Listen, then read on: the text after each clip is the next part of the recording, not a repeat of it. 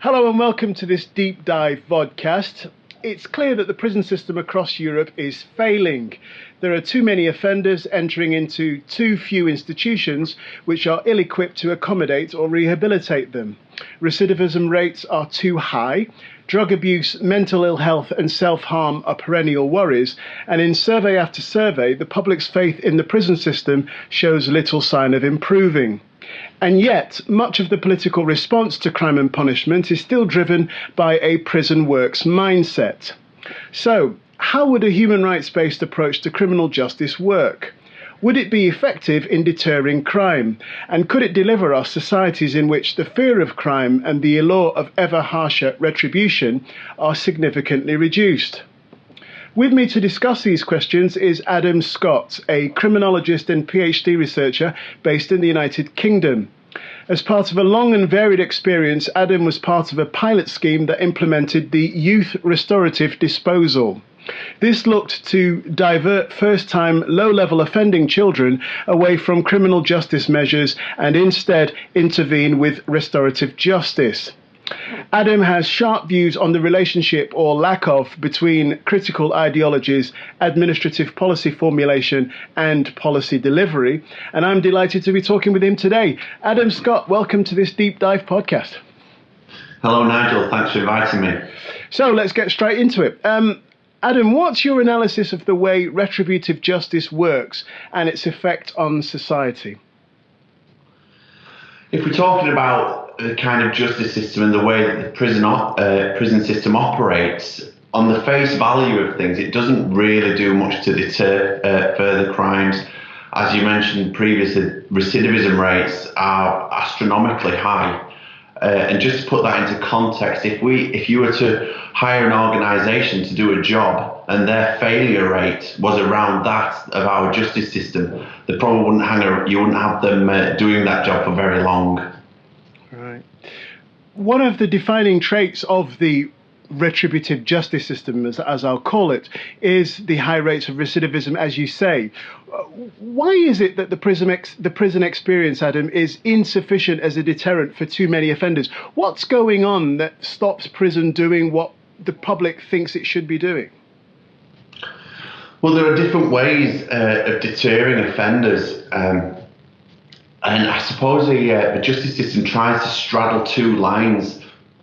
And one of the ways is it tries to be an act of punishment, and one of the ways is by an act of welfare. And I know we're going to pick up on welfare shortly when we start discussing restorative justice. But if we just want to talk about prison as being a mode of punishment, we talk about philosophies of punishment, and again, this is caveating, this isn't my area is restorative justice, but in terms of punishment, what you are calling retributive justice, potentially why it doesn't work, because philosophies of justice, punishment would suggest there are two things that need to be in place for punishment to actually be effective. One of those things, it has to be swift, so that it becomes married to the actual offence that's taken place. And second of all, it has to be sure. So if an offence takes place, the person has to be within reason sure that that punishment will take place. And the problem with our justice system, neither of those things do take place. So it's neither swift, because it takes so long for a crime to actually be brought to what we conceive as justice. And second of all, it's very rarely sure, because of the amount of cases that get dropped, or even less amount of cases that are actually detected. Okay, all right. Well, that leads us then to focus on this issue of prison overcrowding. It's clear that there are insufficient places for prisoners across Europe, and people have already discussed the incarceration crisis across the Western world and its impact on certain aspects of male working class culture. But what other costs should we be focusing on as a result of ever increasing numbers of men, because it's essentially men and of course women, going to prison? I think before we start looking at there's many arguments within that. In terms of prisons, there's absolutely no doubt that we treat different groups of people differently within the prison system. Women, for instance, experience prison very different to men. And many criminologists, many theorists would point to statistics showing that women are far more likely to be incarcerated for crimes that men wouldn't be incarcerated for. So men wouldn't experience a community order, whereas for those same crimes, a woman is far more likely to go to prison.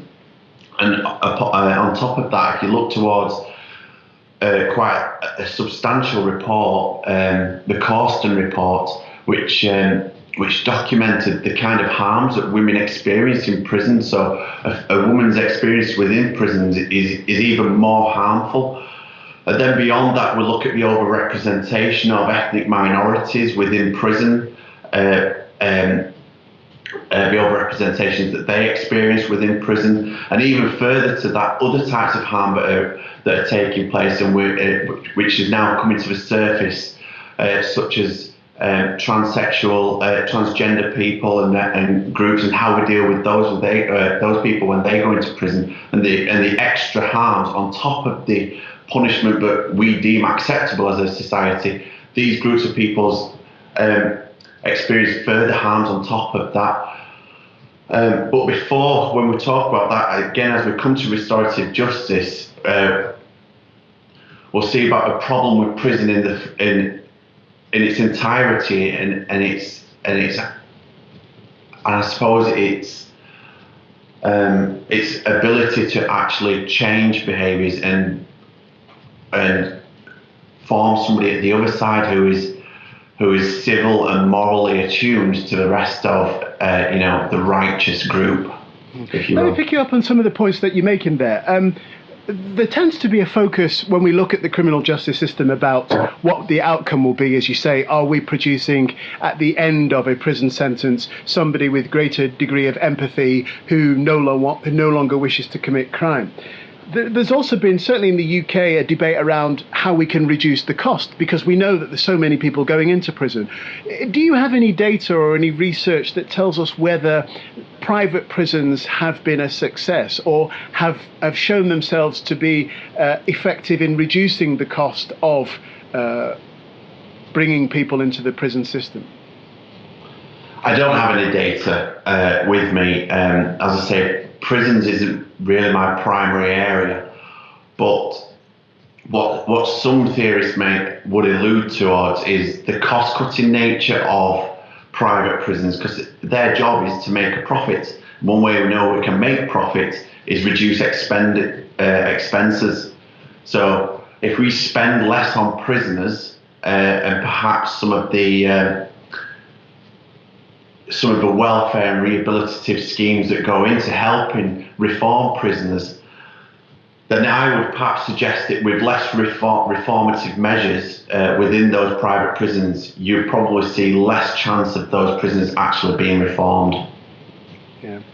On the issue of women's experience of prison, just allow me to draw in that. I take what you say about it not being your area, but I have to say that what you told me about women more likely to be in prison for offences that men might not be in prison for, that seems counterintuitive, because a lot of the I have to say, received wisdom about this is that the criminal justice system is more lenient towards women than it is towards men, and that particularly if a woman appears in court heavily pregnant, that's going to influence, or having children at home, that's going to influence the sentence that would be applied if she's found guilty. You're saying that's not the case? I'm not saying that's not the case. As I say, I don't have access to that data right now. But there are plenty of calls from within criminology that would suggest that when comparable crimes are mirrored on gender, that women are more likely to be imprisoned, and this could be put down to what we call double deviancy theory, where we accept that men will commit crimes. Whereas with women, it's perhaps a little bit more inconceivable that a woman would commit a crime. So therefore, they haven't committed just an immoral act. they've also committed an immoral act and also gone against what it is to be a woman. So they are doubly deviant. Would it be possible to frame a human rights-based justice system? And if so, what would be its characteristics?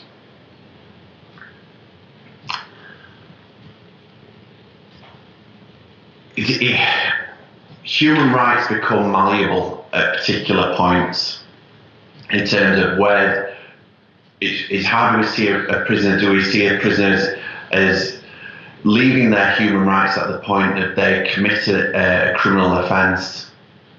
But in terms of restorative justice, does perhaps provide some answers in its purest sense in terms of where we work towards everybody's rights being kept intact and try to move towards, I suppose, a utopian ideal where everybody's voice is heard and everybody's rights are kept intact.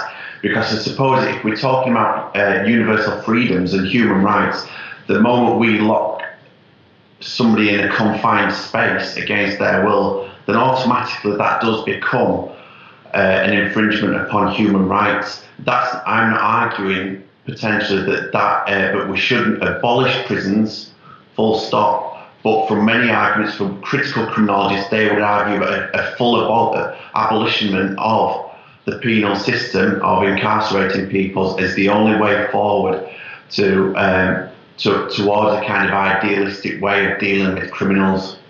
What would that alternative environment look like from a crime and from a criminal justice point of view? I've heard other people call for, particularly I think Angela Davis, a sort of 60s radical, she's called, I think, for the end of the prison system because of its distorting impact and terrible social consequences. But the mind boggles as to what that alternative would look like. Have you thought that far, Adam? Could you sketch out what that world would look like? For me personally, those kinds of, I don't believe they are well thought out ideas at the moment in full abolitionment. But what we do know at the moment is that the current system absolutely fails. It fails, and any kind of reform does nothing to counteract its failures at the moment. And what we do see is that the prison actually creates so many harms that arguments from critical criminologists, from some criminologists, will argue that anything in place of what we already have would be better. Because what we have at the moment is so bad that anything would be better. Now, I'm not sure if we're going to if we're going to move on to the topic of restorative justice, but that is one way we've started to make inroads, or at least some kind, in voicing some ways in which we may be able to steer people away from prison because we kind of acknowledge its flaws. Adam, that's quite a staggering claim that all the reforms tried so far don't counteract the failures of the prison system. Why would that be? Is that because people are trying to reform it from the wrong perspective, or because they are focused more on the outcomes rather than the actual changes that need to take place? Modern politics is, I suppose, through want or necessity, is generally has to be measured in a particular way, and that is by a kind of a quantitative measurement of success. So when we look at the justice system, it's essentially measured on how many people it is able to deter from reoffending, and we measure it on how many people come through those doors. What we don't measure is how many people live in a particular lifestyle or live in a particular fashion which may drive them into crime. We generally don't look at those kinds of statistics because they are harder to quantify, they're harder to define why people go into crime. At the beginning of our conversation, Adam, you mentioned welfare. I just want to probe a little bit on that. What's the relationship between welfare and the criminal justice system from your point of view? The criminal justice system acknowledges that in order to deter reoffending and even to curb, to divert someone from a path of committing crime. But we need to understand their social situation and respond in a welfare way. But modern politics has placed itself in a precarious situation where it has to respond to populist ideals, where we kind of have an unforgiving society where we want to see people punished and suffer. And that's an argument for a different day, but whether that's with populist media or politics, or if that's what people actually want. But politics has placed itself where contemporary governments have to be seen to punish, and whereas any kind of welfare responses are generally seen as a soft option. So if any government is seen as giving that soft option, their time in power will probably be cut short. Is there any data that suggests a better funding of welfare would lead to a reduction in prison populations? Well, you can do international comparisons, and obviously I completely understand the problems with comparing one society against another. But if we look to Scandinavian countries such as Sweden, Norway and Finland, their reoffending rates are far lower, and their prison rates are far lower than ours because they are far more ready to, their response to a crime basically is to look at what are the problems with society rather than we in this country, if somebody commits a crime, we are more ready to look at the pathology and the problems with an individual. So we aren't ready in the UK to accept that parts of our society may be flawed. It's far easier to say that an individual is flawed rather than that the systems that we live in are potentially broken. All right, well, if we move now to your area of specialist interest, Adam, how would you define restorative justice and what are its origins? Well, restorative justice, I've just taken a couple of definitions. One of the definitions taken straight from a government website, which, as we go through this, will become quite ironic that this is where I've taken the definition from. They describe it as restorative justice brings together people harmed by a crime or conflict with those responsible for the harm to find a positive way forward. And that is basically it in a nutshell. That it finds a way by bringing groups of people who have been harmed or involved somehow in that crime, bring them together to find a way forward. Now, this is different to the kind of classic interventions which we might have seen where somebody has committed a crime and has been punished and is within the prison system, and that person, it's usually a man, is confronted with the victim of the crime, and the whole point is that hopefully empathy will be developed and that the victim will have a sense of closure, and that perhaps this will then impact on the offender's behaviour. You would say that these two things are not the same?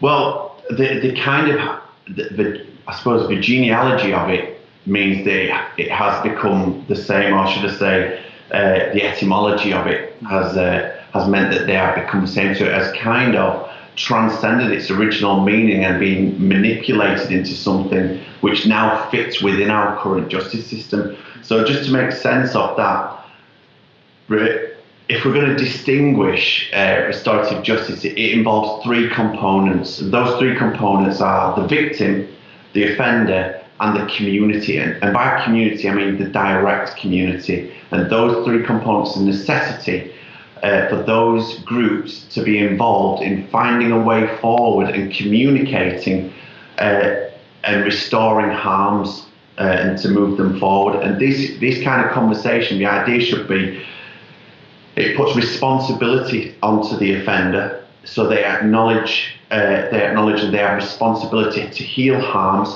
Everybody's obligated to heal, so it's not just put in the hands of a third party to deal with this offence or to deal with this conflict, as Nils Christie would say.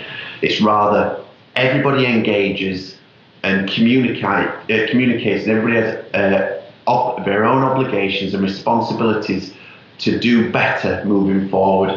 And these kind of processes empower people rather than taking power away from them. So, given that definition then, Adam, can that work within the prison system? Can that work when the offender is serving a sentence? So if we just backtrack to where that started, I will answer your question, but where this started is a kind of 1970s kind of abolitionist movement. So the 1970s is when the academy started looking up, people from the academy started looking out and saying the justice system really does not work, and we've tried many things, so we need to do something different. So restorative justice was kind of born out of that era to do something different. So by its very conception, it was born out of a rebuke to the current system, not a reform, not to somehow make an aspect of it better. It was an idea to replace what is already there. But what we've kind of hashed it into what we currently have to try and form our current system and reform some of it with these aspects of restorative justice, which may enable it to be better. The problem is you still have those intrinsic elements of justice which will still be in place, which prevent any kind of real elements of restorative justice or positives from coming through. That's not to suggest it completely negates the benefits of restorative justice, but it will certainly hamper some of the progress it could make. So can I take from what you've said then, Adam, that you're not really in favour of this idea that we can simply bolt on some of the principles of restorative justice and attach them within the confines of the current system and hope for a better outcome? No, I think there are things that we can use it for, and there have been calls for, and there is certainly evidence to show that using restorative elements, and I'll be guarded about what I say there, restorative elements with people who are in the justice system certainly can have quality outcomes. But the problem we have is we use the term restorative justice when restorative justice should be absent of our current justice system. It should be absent of retributive justice. Those original philosophers and theorists who conceived this idea were adamant that it could not work within our current system. But instead, theorists made this process positive and could have positive outcomes, and we can tap into some of those ideas, but it would be wrong, therefore, to call it restorative justice when it isn't. It's just we've just cherry-picked elements from it. No, you said you said in your answer to this question and others that the ideas of restorative justice came out of a sort of 1970s attempt to provide an alternative to the current retributive system. Did that suggest then that at that period there was a more enlightened approach to crime and punishment? And if that was the case in the 1970s, what's happened? Because I think it's clear to see that across Europe, this prison works mentality really is dominating across the Western Hemisphere in many, many countries. This prison works idea the ideas that are the driving force behind prison works have really taken root. So what happened? What was happening socially, politically, that meant that these kind of ideas maybe didn't fall into disrepute, but weren't taken up with any great relish after a certain time? People who discussed these abolitionist movements, it was just they kind of evoke an idea that this was the time that critical criminology was moving to the forefront. That criminology as a school is still relatively quite young. But that school of critical criminology, where we actually started, instead of just looking at the criminal, but looking at the system as a whole, and we started seeing the flaws in the system rather than the flaws in the individual. So preceding to that was, how can we stop a person from committing crime? Whereas in the 1970s, perhaps it was a kind of move towards saying, well, is the system broken as well, or instead of the individual? In your biographical details, you describe yourself as moving towards this critical criminology mindset. What does that mean then? Does it mean that you are imagining, or you can imagine, a different type of system? Or are you just focusing on what's wrong with the current system without proposing an alternative? I wouldn't describe myself as an entirely critical criminologist, but I do certainly believe there are merits to that school of thought, and that is to basically be critical of what already exists, rather than accepting this is the model, therefore we must work with it. And there are certainly, as you've identified yourself in some of the comments you've made, there are certainly flaws in the system that we have, and it'd be wrong of us to just sit back and accept what is served to us. And instead, if we know that something is broken, and we should try and pick the flaws with it. And that isn't just to be critical and do nothing with that, but learn from those mistakes and progress forward. Now, you have direct experience, Adam, of working on projects based around restorative justice. What did you learn? So, during my study, one of my major findings, I suppose, is that restorative justice as a term is very ambiguous. So it's evolved into something which I would argue is just a relabeling of doing something different. So it's a snappier title than doing something different, isn't it? It certainly is, and it sounds a little bit more, a bit more appetizing on somebody's job title. But restorative justice, basically because it becomes lost in a kind of myriad of semantics, and it comes to encompass all types of different things, from resettlement to rehabilitation to community work, to community style justice. So basically, if someone doesn't go through formal or through normal channels of justice, we are able to slap on that a title of restorative justice. So for me, I've seen it as it's become a title of just doing something different, and within that, so I can't account for every single every restorative justice scheme out there, because I'm sure there are certainly most that do an exceptional job. But from what I have seen, it's just a kind of masking for doing something different. Can you testify to the success of individual cases where restorative justice has worked? So on the pilot scheme I worked on, we reduced reoffending rates over a period of time. This is with low-level young offenders. We reduced reoffending rates from a previous disposal that was in place by nearly 50% over the 2 years, which is an enormous reduction. And at the time, I would have, if you'd have asked me what caused, how can we attribute those kinds of, that success? And my simple response would have been, it's restorative justice. Now, if you go to many practitioners and ask them, what is restorative justice?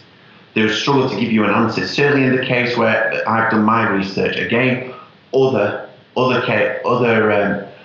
schemes may be different, but in the case I've seen, people may struggle to give you an answer of what restorative justice is, and we generally will cherry pick from different elements of those elements that I outlined before in terms of victim, offender, or community. So as long as we've got a community element, we can call it restorative justice. As long as we've got a victim element, we've got restorative justice. But very rarely do we actually see that all three of those elements are actually put together. What we've actually got a system of restorative justice is often partial elements of what restorative justice is. But what restorative justice does enable us to do is to kind of pull an offender away. Certainly in youth justice, it acts as a diversion of justice.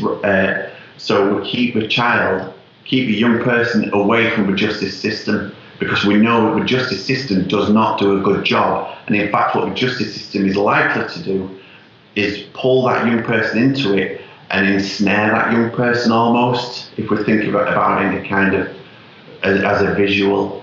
We know the justice system does a very good job of bringing people into it and then not letting them go.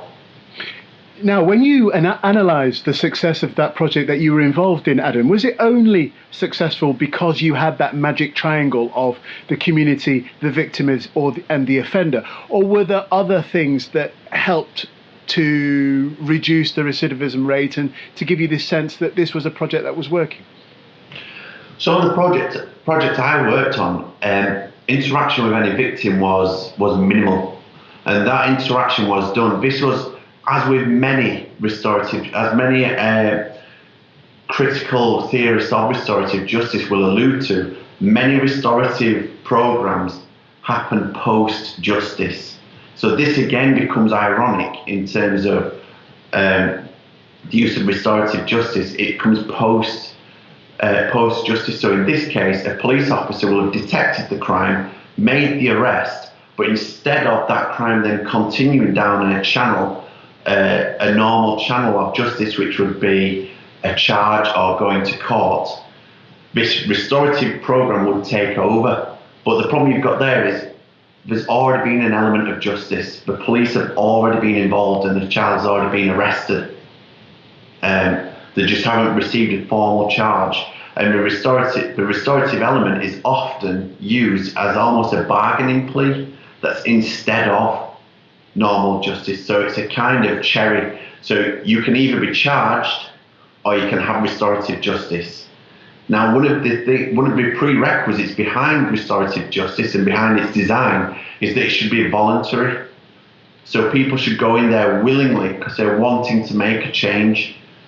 Now, it's a little bit different if it's almost an arm that's been twisted behind your back to make that change. So if it's a question of going to court or you go down this kind of other avenue that doesn't give you a formal charge, then that kind of puts that process into disrepute and almost nullifies the idea that it's a voluntary process where everybody wants to make a change.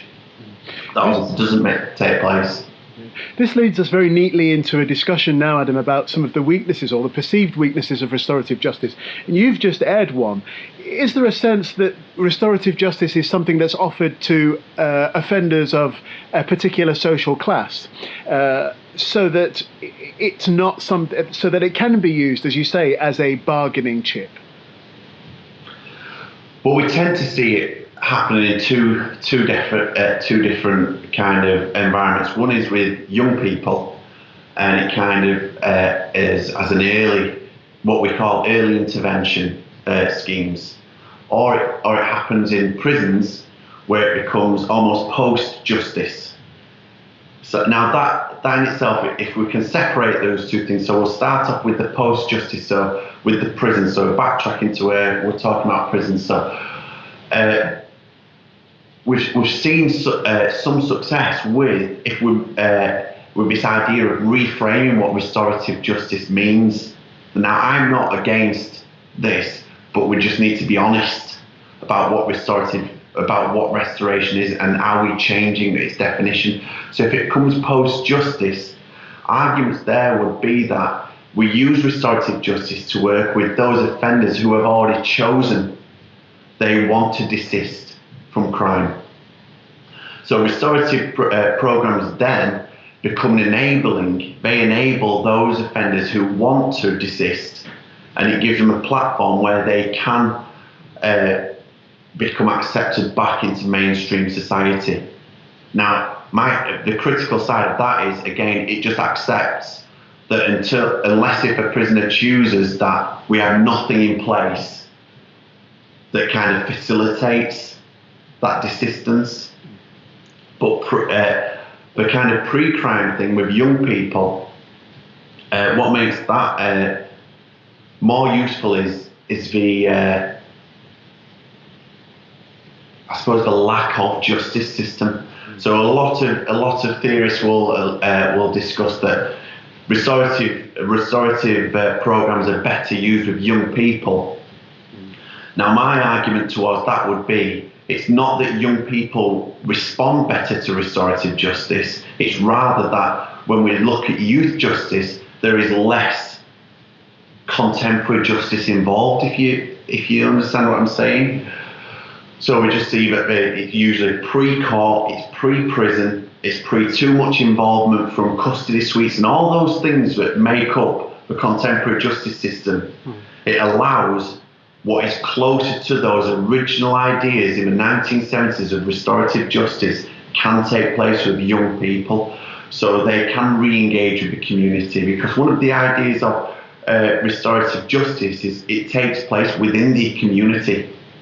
So what these kind of theorists said is that if it takes place within the community and we look to heal those harms, that crime can actually become useful. Because what we do is, if we get those groups of people together in some kind of facet, what that crime actually does is it reaffirms those moral boundaries of where something can go wrong, and perhaps where those social bonds for an offender or for the victim were weak. We can actually identify those fractures and work on strengthening those. So a restorative program can actually make a community tie far stronger than what it was before the actual crime. But let me just go back to this pilot project that you were involved in. Clearly it was a success. You talked about the relationship between the community, the victim and the offender. Was that a project that could have been scaled beyond the pilot, so that a critical analysis was done of what worked, and so it could have been applied at perhaps a regional and even national level? Were there things there that could have been scaled, or was your success just particular to those specific circumstances in that area with those young people that you were working with? I absolutely think it could be replicable. But the reasons for it being replicable is, again, if we come back to this honesty about what it was that was actually undertaken during that program. And what I see was this program's successes. So if we draw back on what I just previously said, one of the strengths of restorative justice is its ability to either maintain or strengthen social bonds. Now, if we look at contemporary justice, retributive justice, that does nothing but fracture those social bonds. Literally putting someone in a room away from society, unbonding them from society. What we do when we run a restorative program, or what we now call a restorative program, is we keep the offender in a position where we can either, at the very least, maintain those bonds they have in society already. And because the modern guise of restorative justice is kind of wrapped up in this idea of risk and elements of risk which is driven by welfare, which itself has its own criticisms, but nevertheless it is driven by a desire to address some welfare problems. So for those people who would never have gone on to commit crime again anyway, we are able to retain their social bonds, and after their restorative program has ended, they can go on and carry on with their life without the stigmatization of a retributive justice system. But for those people who have very weak social bonds, we have an opportunity whereby we have a welfare response to help strengthen the social bonds that may have been lacking in the first place, which may have driven them or been a facilitator in them committing the crime in the first place. So if we reframe this, what I said at the very beginning, where restorative justice is actually a relabeling of doing something different, that something different in this particular scenario was either maintaining or improving social bonds. we over the last 20 years, there seems to have been this notion that particularly when it comes to young people, we need to get in there very quickly when we see that their offending is beginning to escalate. And that it really is important to bring them into the custody suite, to put them in front of the detective inspector or whoever the investigating officer is, perhaps to show them what the courtroom experience might be, so that they are deterred. And there is this notion that the swifter that process is, the likelihood will be that the child will be sufficiently deterred. What do you make of that as a set of ideas? Well, I mean, broken windows really came to the forefront with, I think it's Zimmerman in New York, the kind of New York criminologist, and William Bratton, I think at the time was the chief of police for New York, and they claim to have enormous success from zero tolerance. Now, as you said there, if it's swift and if it's sure, then those people who are proponents of punishment would certainly say that would work because there's little waiting around. But the problem you have there is you are generally going to be concentrating policing in particular areas, and we're concentrating police efforts on particular types of crimes. Now, you don't see zero tolerance style policing working around Canary Wharf in the higher towers there. Where we see it is in those areas where we need, perhaps where a welfare response would be as equally helpful as a zero tolerance style policing. So as well as a zero tolerance, we shouldn't neglect the welfare aspects, because all the zero tolerance, even if zero tolerance does work to curb crime, all that does is mask those societal problems which were the original, which plagued these particular areas in the first place. Now, if we talk about restorative justice as being an early intervention model, restorative justice, one of the real criticisms that could be put forward with restorative justice is its problem in terms of it weaves even further and it muddies the kind of area between civility and criminality, because we have this idea of, I mentioned it just previously, this idea of risk. So we look at an individual and what is their riskiness of committing a future crime. And under the guise of restorative justice, because restorative justice is seen as a little bit more of a softer approach than your standard status quo justice, it's suddenly acceptable for criminal justice agencies, such as the one I was once a part of. It's suddenly palatable for those agencies to get involved in people's lives before they've even committed an actual crime. What they have done is they've displayed behaviours or their environment has traits that correlate with future crimes. So, in fact, my analysis could be incorrect. It's not true to say necessarily that restorative justice is something that waits and waits and waits, and it's the zero tolerance approach that tries to intervene as quickly as possible. It could well be that restorative justice intervenes equally quickly and doesn't have the anticipated results. It could be argued that restorative justice intervenes even earlier than zero tolerance style policing. But the argument could be put forward that with restorative justice, you are aiming not to criminalise the young person. We are aiming to identify needs that a young person has and respond to their social needs, whereas a zero tolerance is respond with, a sharp whip of justice in order to realign that person's behaviours, whereas early intervention looks to precede that metaphorical or figurative broken window and stop that broken window from even happening. So this is the idea of restorative justice. It precedes even that in its modern guise.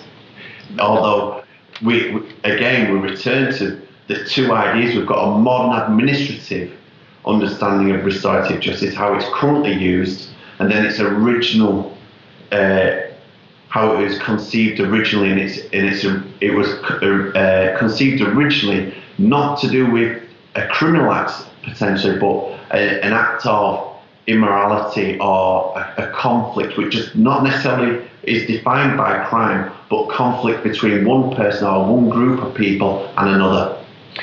That point that you make, Adam, seems to be really important based on some of the research that I've seen, which, and correct me if I'm wrong, it suggests that peak offending is 15, around about 15, and that in most cases, youth offenders, there could be a drop-off based on many factors, getting a job, in the case of male offenders, getting a girlfriend. So that it's important that the vulnerable child is supported round about this age of 15. Is there data that suggests that the broken windows approach has had greater success, or does the data suggest that perhaps if we have this RJ, restorative justice approach, perhaps that can lead to a better outcome, maybe a bit further down, 17, 18, 19, if that's the case?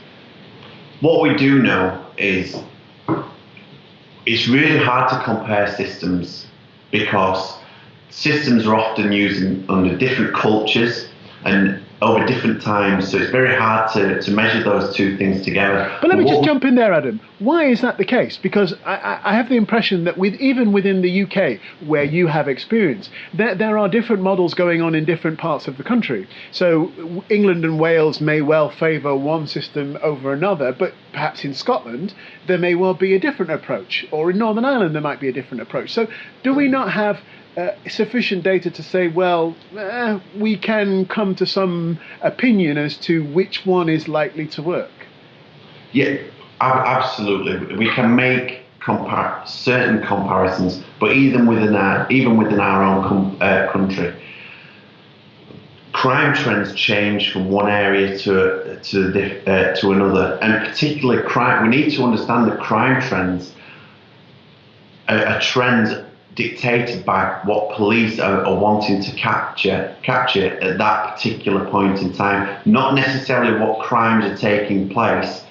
So I would hazard a guess that the week that using mobile phones was made illegal, I imagine the amount of people using mobile phones and were caught became astronomical, and some kind of panic will have resumed after.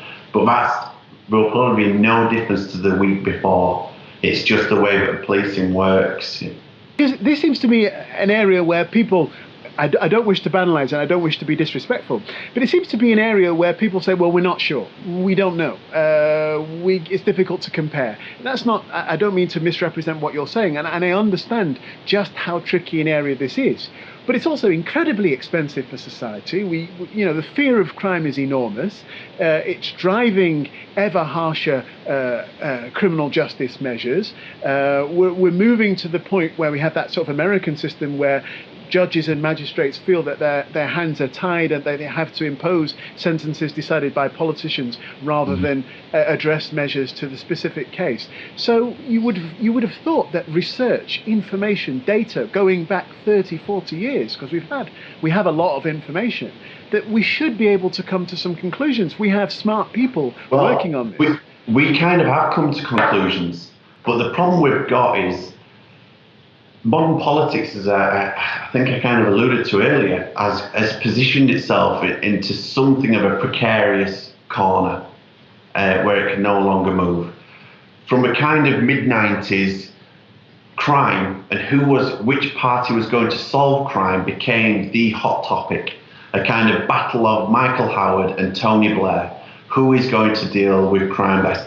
The kind of prison works mantra came from Michael Howard in the mid-90s, that prison works, and Tony Blair, a left-wing Labour leader, unheard of, said, came out with the really popular soundbite that's used in many essays today, which is, we are going to be tough on crime, tough on causes of crime. And that again, that kind of bred this kind of twin track. We're going to be tough on crime, so we're going to punish, but we're going to be tough on cause of crime, so we're going to respond with welfare. And that kind of certainly enabled and propelled this kind of media and populist response to crime. And from there, they kind of certainly enabled a legitimization in popular thinking that to deal with crime, we need to respond harsher and harsher and harsher, because that's the way to deal with crime. But we have acknowledged, and politics has acknowledged, the place of welfare. But because of it placed himself in this position of who's going to be tougher on crime, the party who actually puts their head above the parapet, which would be my kind of argument, the party who first puts their head above the parapet and say, you know what, punishment doesn't always work, sometimes we need to just look at the welfare options, they would really struggle to retain or even gain power. Because what we actually learned, especially if we go right back to your comment a couple of minutes ago, that the peak age of offending, especially in young men, is around that kind of 14 to 17 sort of mark, is what we call in criminology the age crime curve. So where a young person will naturally start to increase their crime levels at around that age, and then we know even without police interjection, their levels of crime will just fall away. Now there are different, I'm not going to bore you with the different rationalities to why to why that takes place, and why young men test boundaries, maybe testosterone levels, are biological. There are biological theories towards that. There are societal theories towards that. But the fact is, we just do not know. But we do know that that does take place. If we leave young people alone, they will, without any involvement from criminologists, from youth offending teams, from the police, they will stop committing crime. Now, what I put down to a lot of the success in youth with restorative justice, with these younger people, and this what I keep calling doing something different, is they keep the justice system away. Because as I said before, the justice system does a very good job of keeping hold of people and doesn't let them go. We see that reoffending rates are astronomical. When we talk about how I like to think about this, when we talk about diversion, and everybody always thinks of diversion as a symbolic fork in the roads. And one path leads towards criminality, one path leads towards, a normal lifestyle, or I should say normal lifestyle that the rest of us are going to lead. And that's this diversion where that fork happens. We've got the youth offending team, we've got the police, and we've got restorative justice that are going to divert a young person onto the righteous path. What I see potentially happens in some instances, as I say, I can't account for every program, but in some instances, what I see is, because we know that a young person isn't always going to follow that path towards criminality, they just naturally follow a path onto a normal civil lifestyle. What restorative programs actually do is divert justice away, because the real problem in young people's life isn't the potential risk of committing more crimes, it's the potential of the justice system being involved. If we then look at how restorative justice works with other vulnerable young offenders, do you have any information, Adam, that would give us a sense of whether restorative justice could be applied to those vulnerable young people who are involved in gang culture? Because if we talk about moral panics, this is clearly one, particularly if you live in any urban centre, certainly in the UK and perhaps in other countries. There's a fear of knife crime, there's a fear of young boys, particularly from minority groups, getting caught up in gang culture, or minority and working class groups. So is there any evidence that says that restorative justice can be used as a way of helping, as a pathway for those children to exit from this gang lifestyle? Now, I haven't worked with gangs or looked at gangs specifically, but what I do know is gang culture generally emanates from a lack of cohesiveness with the wider structures of society. So we see quite regularly those young people who are connected into society, and they gain their power through normal avenues, which is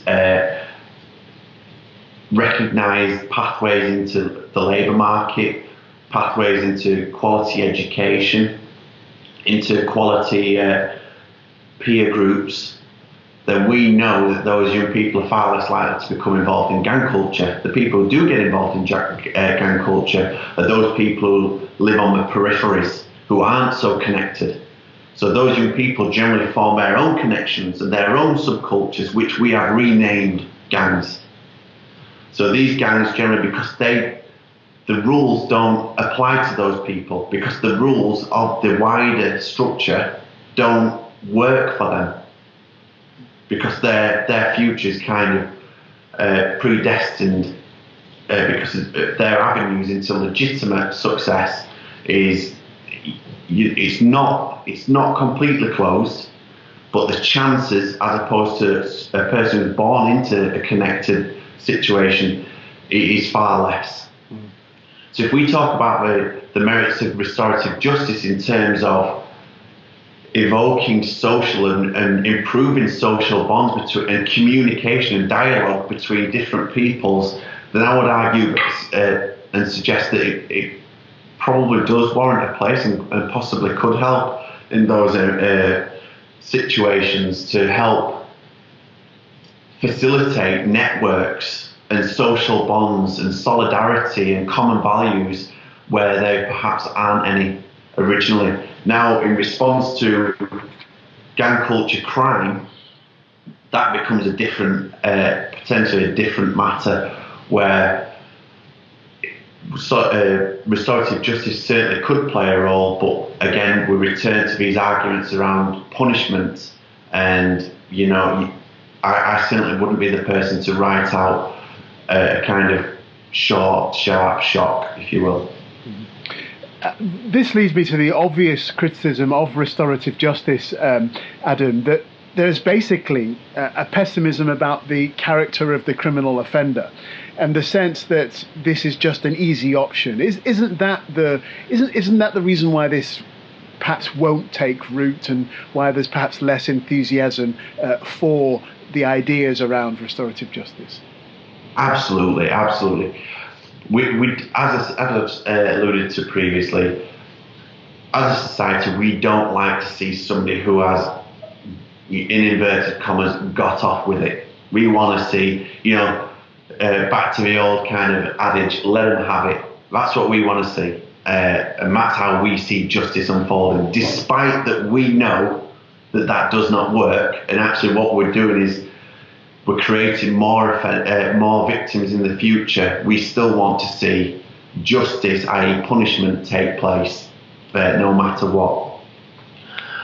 But with restorative justice, in its contemporary guise, it can be used alongside of. And it's until we change our mindset that actually restorative moments can be very, very difficult for an offender, and they are certainly difficult for a victim who may have to face the perpetrator to a crime. It's difficult for those two, and it is not an easy process. But my answer to those people who would argue that it's just a soft option is just, at least it's different to our current failing system. Our current system is just doing very little. Do you see anything that's going to force a break with what we currently have? That's going to trigger a new way of dealing with crime and punishment, that will perhaps embrace more progressive ideas, that will recognise that punishment has to be swift and sure, that will really try to tackle some of the fundamentals that you've been discussing over the last hour. Can you see the combination of circumstances that will lead to a break with the past, or a break with the current, I should say? I said, in terms of punishment, I should have alluded to this earlier, sorry. For punishment to be successful, it needs to be swift and sure. I don't see it ever being either of those two things, unless if we have fantastic innovations and evolutions in detective powers, in our ability to police. But in terms of what we have right now, punishment will not get any quicker or any more sure. But what we can do is, if we have a change in mindset, and if we use more money in terms of providing rehabilitative schemes, keeping people in positions where we can improve their ability to forge relationships within the community, and forge those social bonds, which restorative justice programs generally aim to facilitate, or at least enable those things.